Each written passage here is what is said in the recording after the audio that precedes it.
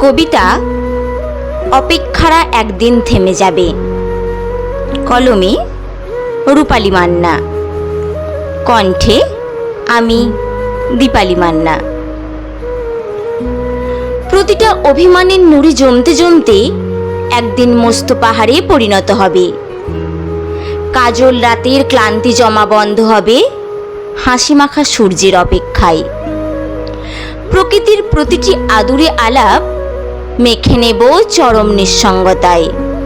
তবুও জড়াবো না, আর জড়াবো না তোমার আকুতি প্রেমজাল অথবা মোহমায়ায়।